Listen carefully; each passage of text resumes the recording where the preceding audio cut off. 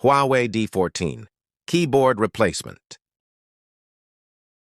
Tara simulan natin.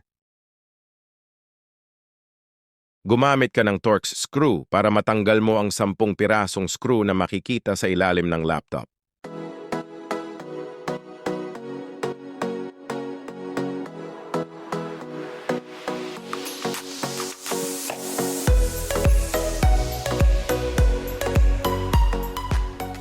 At pagkatapos pwede mo nang simulan buksan ang cover. Gumamit ka ng plunger kung ayaw mong masira ang kuko mo at hindi ka mahirapan sa pagtuklap. Aluminum case si Huawei, kaya kailangan mo talaga gumamit ng plunger. At pag na-open mo na ang cover, hanapin mo agad ang connector ng battery at agad mo itong i-disconnect. At pagkatapos, tanggalin ang mga screw ng battery dahil kailangan tanggalin ang battery sa casing. Ang susunod naman na tatanggalin ay ang CPU fan. Ingatan sa pagtanggalan ng connection ng fan dahil napakanipis ng cable neto at madali lang ito maputol. Ang sumunod naman ay tanggalin ang mga speaker dahil nahaharangan nito ang mga rivets na dapat nating tanggalin. At pagkatapos, pwede mo nang i-disconnect ang lahat ng connections tulad ng camera, wifi, LVDS cable, keyboard, touchpad, backlit, and so on and so forth.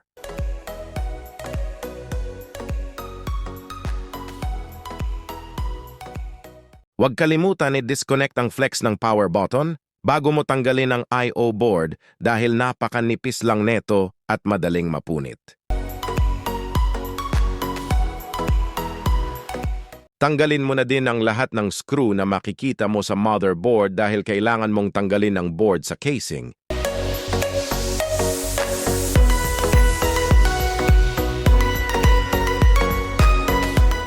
At pag natanggal mo na ang lahat ng board sa case, ay pwede mo nang tanggalin ang mga screw ng hinges.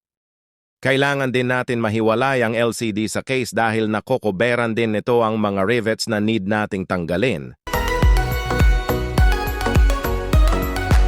Pagkatapos mong tanggalin ang mga screw ng hinges, ay bahagya mong iangat ang palm rest at ibuka ang hinge para madali mong mapaghiwalay ang dalawa.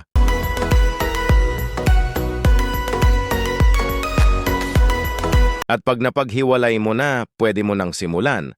Tanggalin ang iba pang nakaka-cover sa mga rivets ng keyboard.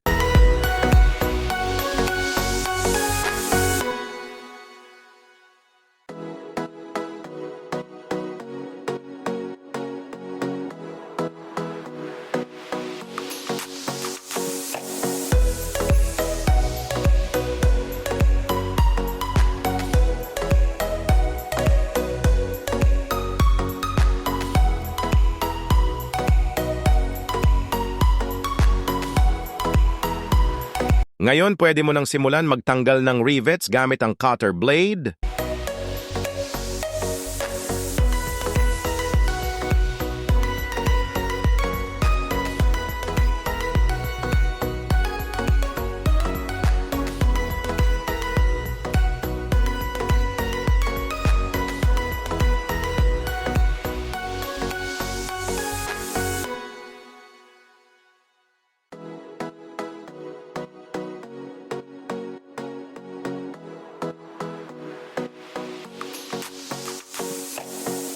Dito ganamitan ko na siya ng portable Dremel ang mga rivets na mahirap nang tanggalin ng cutter blade.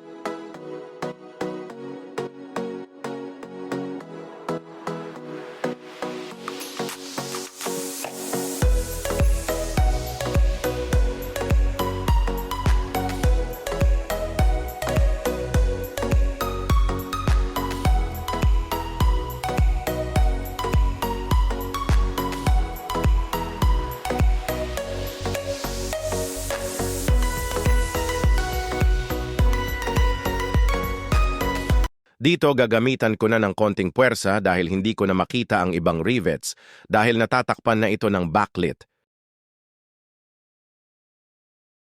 Dahan-dahanin nyo lang sa pagtanggal para hindi masira ang frame ng keyboard dahil sadya itong manipis at madaling maputol.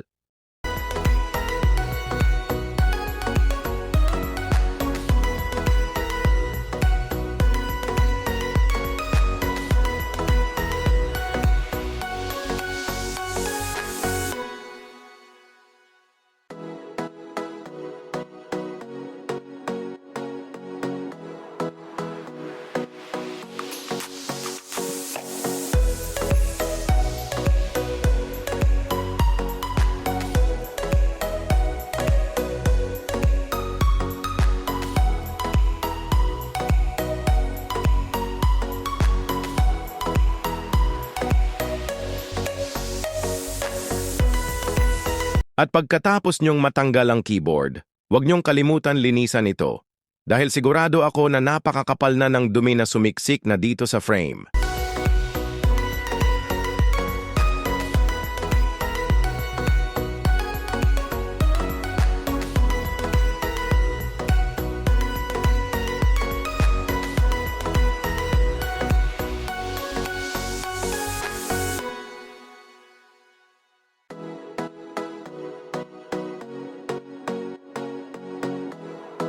At pagkatapos nyo ng linisan, maaari nyo nang ikabit ang brand new keyboard with backlit.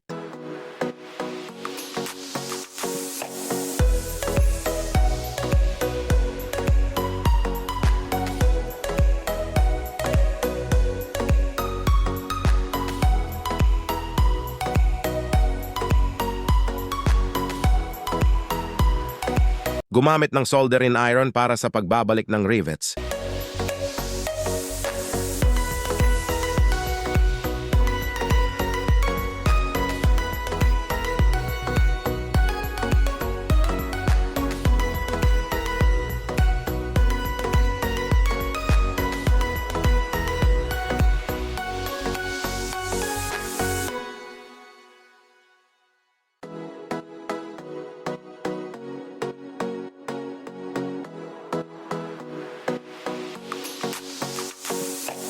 Ugaliing e-check. Kung pantay ang lahat ng keys at walang lubog na parte bago ikabit ang cover ng keyboard.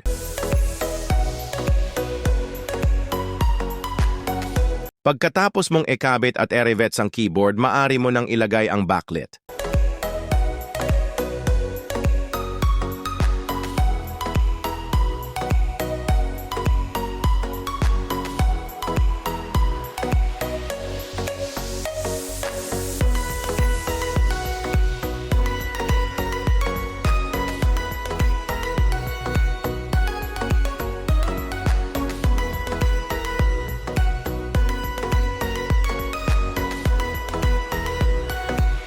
At pagkatapos mong mailagay ang cover ng keyboard, siguraduhin mong ma-rivets mo ng maayos ang cover para maging matibay ito dahil dito nakakabit ang motherboard at iba pang pyesa ng laptop.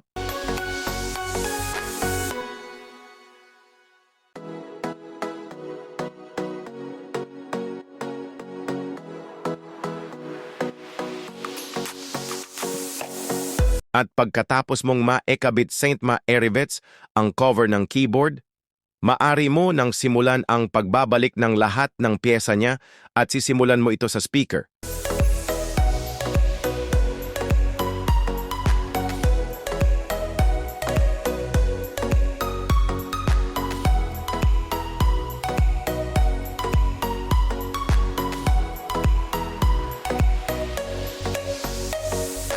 Sa mga gustong magpapalit ng keyboard ng Huawei D14 or D15, maaari nyo po kaming i-message sa aming FB page, LCD Republic Laptop Service Center.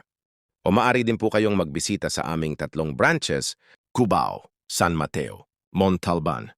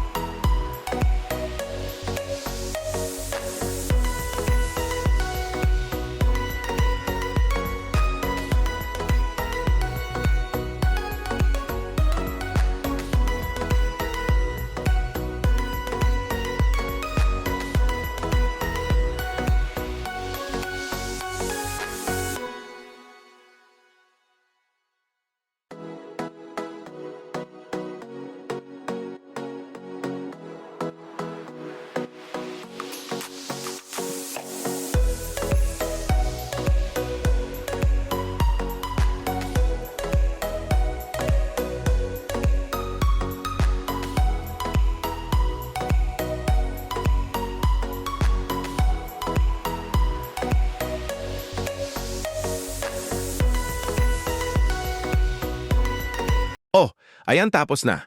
Sa mga mahal naming manonood, huwag niyong kalimutang i-like at mag-subscribe sa ating YouTube channel para mas marami video na magiging guide nyo sa pagbukas ng inyong mga laptop. Maraming salamat po hanggang sa muli mga ka-Republic. Mabuhay!